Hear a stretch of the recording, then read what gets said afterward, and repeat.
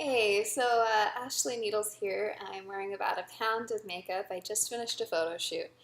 Um, it's been quite a while since I've made a video, but I have a goal to make a video, 3 videos a day for 90 days. That's the Big Strays House event. Um, I don't have a lot to talk about in this video because I haven't had a chance to prepare today. I did a photo shoot, and what else did I do today? I think all I did was a photo shoot, and that was started at 11 a.m. and I got back maybe an hour ago at 5 p.m. So it's been kind of crazy. Had to wait on the makeup artist to get there because the photographer forgot to change the other person's. But anyway, so keeping things organized super important, especially when other people are relying on you. I personally get really stressed out when people are relying on me and then I have to rely on somebody. Oh, by the way, my house is a mess right now. I don't have maids coming every day. Um, I think I've had a maid here once, and I moved in May, so it's June something now. Um, but it's kind of kept up. Um, yeah, what's been going on for me? I still need to finish my couch. This is the couch right now. It's a day bed with pine things that this is sitting on. I still need a desk and a ton of other things. Moving in has been a lot of work. A lot of work. I'm sure you can relate to that. The thing that has gotten me through is taking time for friends and for work and for my dreams and my goals because I'm out here in LA pursuing acting and it's amazing. I have a Sobe commercial coming up that I get to audition for and another thing coming up that I get to audition for, so it's exciting. Um, let's see what else has been going on. I've met some really cool people out here. Some famous people, some not so famous people, and just some amazingness. It's been great. I don't want to name names, but LA has been super cool. I've got to get to a demo reel together and get my scene stunts stuff done.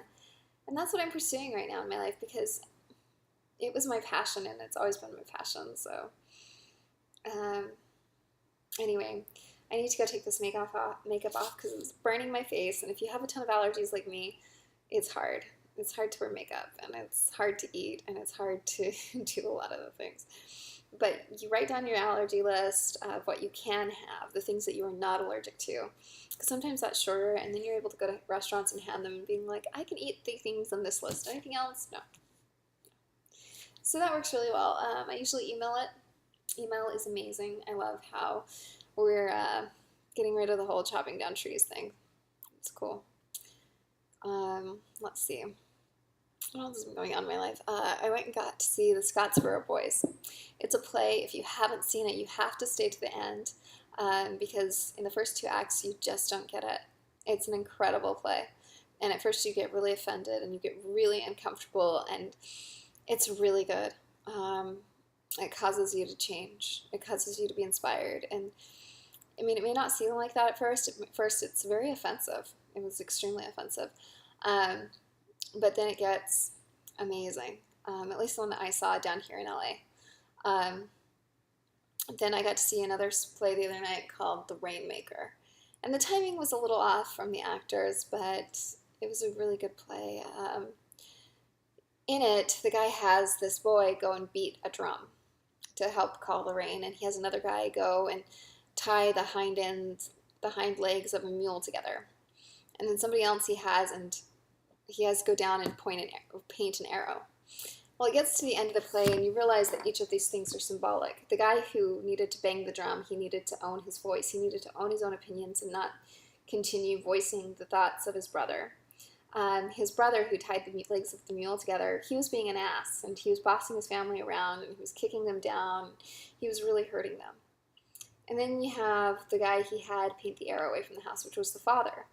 And the father wasn't taking lead, and he wasn't taking direction, giving direction. He was putting it all on his younger son's shoulders.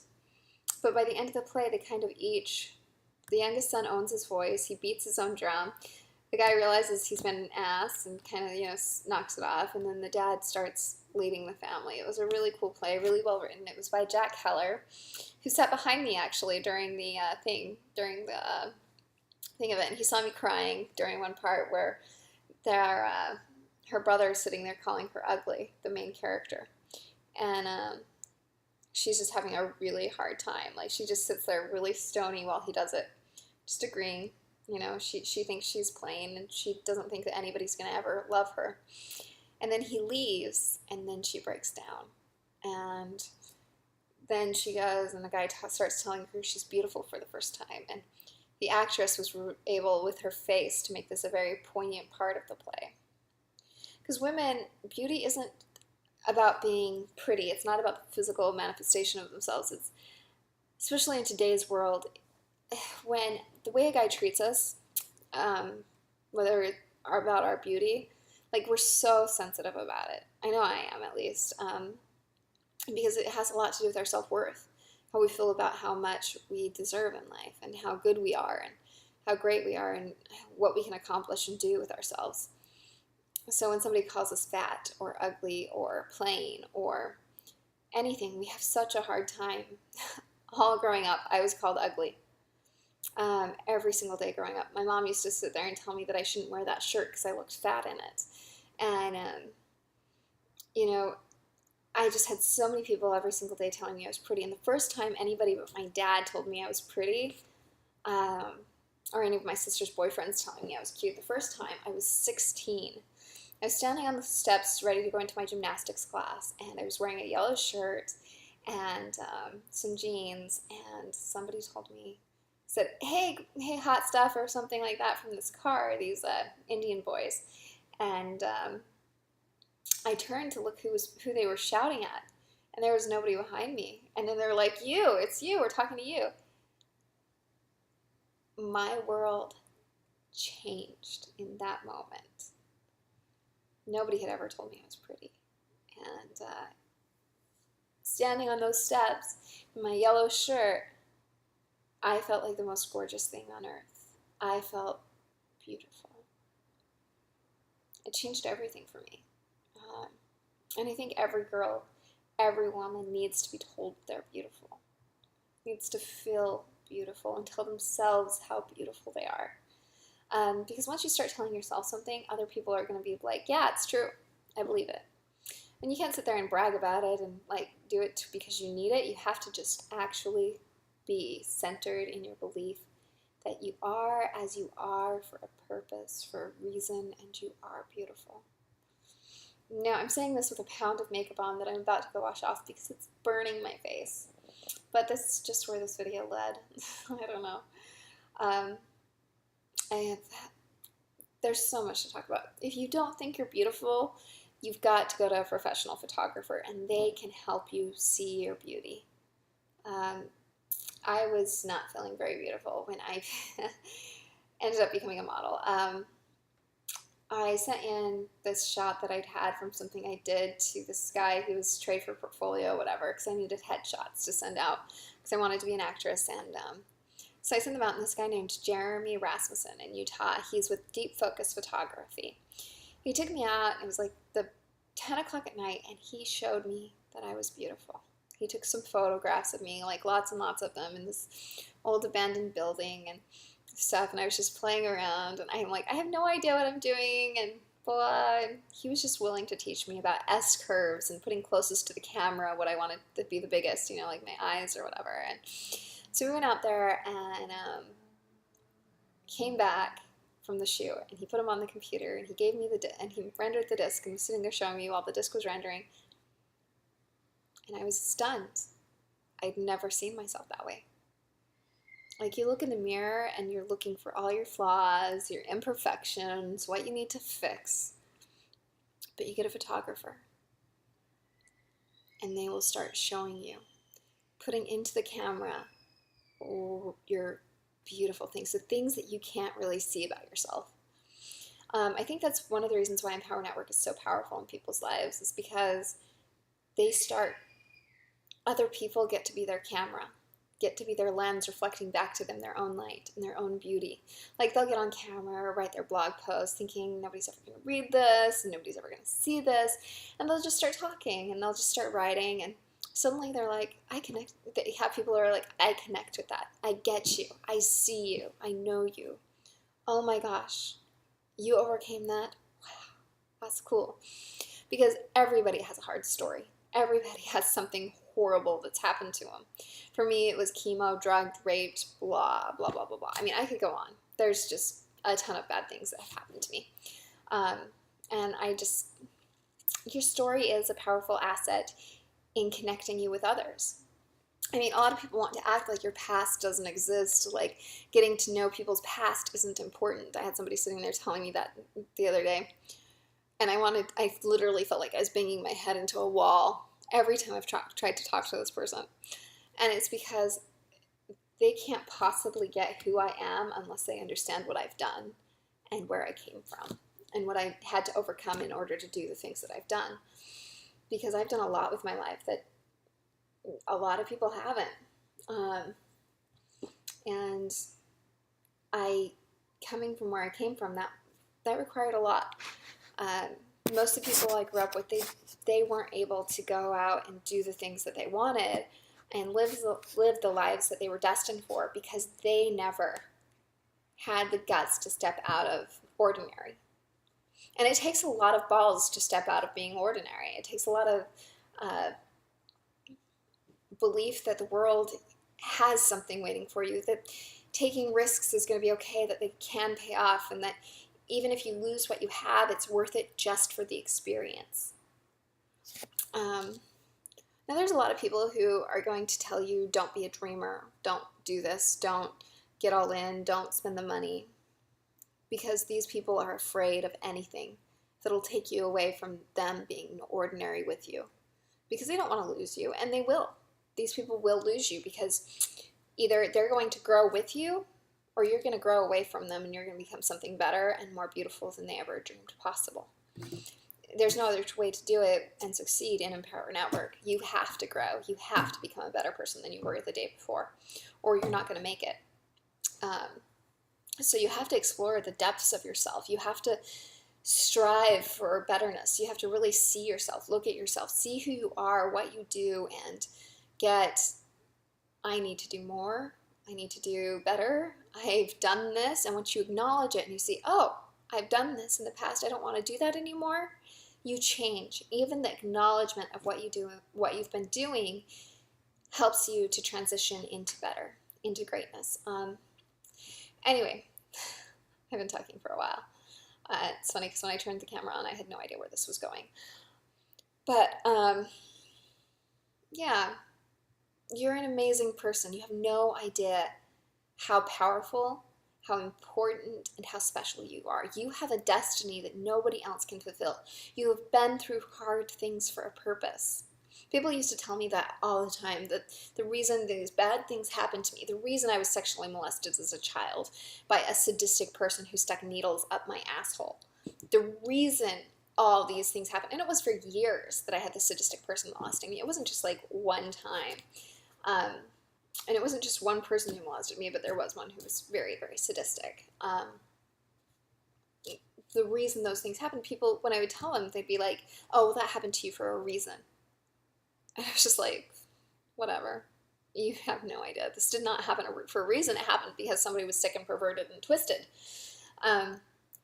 But now I know it did happen for a reason, and I'm grateful it happened. I am actually grateful that those things happened because I am who I am today because of the pain I went through yesterday. And I wouldn't give that up for the world. I love who I am today. And it took a lot of pain, suffering, heartache, stupid stuff for that to happen. It took way too much hell for it to happen. Way too much. But to be who I am, I'd walk through there again because I love who I am. I love the person I am. I am strong, I am courageous, and I am fearless. It's funny, I used to be so afraid up until a couple months ago. I was terrified of things. And then I started seeing the power that I had because of some great friends that I've made here in LA. They've been just so sweet and so caring and so wonderful, just building me up all the time. And I have needed that. I have needed people to build me up in my life and who actually knew what was going on for me and where I was at in myself and in my life. And these people did that. And it has changed me. And the way that these people look at me and see me by myself, has impacted me and made me realize that I can do anything. And I'd lost that somewhere along the way. I don't know exactly when I lost the I can do anything attitude, but somewhere along the way I started feeling like I couldn't do anything. I just felt so lost, so beaten down, so incredibly hurt. But I chose to be hurt. I chose to feel beaten down. I could have, been smacked down and been like, yeah, my face hit your hand pretty hard, didn't it? I hurt your hand, I bet. Instead, I chose to be like, my face, my poor little, And my pride, my dignity, it got wounded because I chose to let it be wounded. I chose to be in pain. And I don't want to choose that anymore. I want to choose greatness. I want to choose power. And I want to choose me. Too long it's like one of my favorite songs has, Defying Gravity. Too long I've been afraid of losing love, I guess I lost. Well, if that's love, it comes at much too high a cost. And it wasn't exactly love, it was approval that I was afraid of losing. My whole life I told my parents I wanted to be an actress, and they were so discouraging, so anti being an actress. And everybody's like, yeah, all actors are selfish and self-centered and superficial and blah, blah, blah. People would tell me that all the time.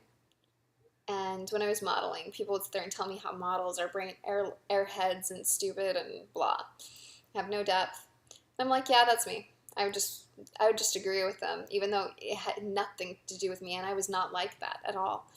I've been honored for a lot of charity work I've done. I've been honored for a lot of other things I've done, and it's not a big deal that I've been honored for it, but they saw this person who only cared about themselves. I wouldn't have done the things I've done with my life if I only cared about myself. I care about every single person I walk by. I care about every single person I've never met. I care about everyone I've met, and then some. There is not anybody on this earth that I do not care about. There's not a single person. If you're suffering, if you're in pain, I don't want you to be there. I want you to know how great you are. I want you to know how powerful you are. And I want you to overcome whatever thing in your life is holding you back. And I want you to do it now. I want you to say, yes, I can do this. Yes, I believe in me. Yes, I have something to say. Yes, I have a voice that needs to be heard. Yes, I have a message and a song to sing to the whole world. And I want you to click the button. I want you to join now. I want you to get all in, because you deserve to be all in to yourself. Because you are powerful, and you are great, and you are loving, and you are caring, and you have the power to help other people by clicking the button. The light of God is not in just one man, nor a group of men, but it is in all men. Whatever God you believe in, goddess, creation, is the light of creation, the light of beauty, the light of goodness, the light of the human spirit is inside of you. And you deserve to share it with the world. And what's more, you have a duty to the world to share it. A duty to every other person on this planet to share your light and to give your light to the world. And if you don't do that, you're hurting the whole planet, because the whole planet is reaching out for you. Every single person, every single heart in this world is connected to you. And if you don't see that now, just trust me, I do see it. I see how every heart is hurting, and when your heart hurts, every heart is a little empty because one heart is empty. If we can all join together, if we can all see that we're all connected, we can make this planet beautiful. We can solve the world's problems. It just takes singing our own individual songs, using our voices, and listening to the voices of others, like you're listening to me right now. So I'm so proud of you, and I'm so amazed by you, and I'm ready for you to be fearless and excited in your own life. Thank you.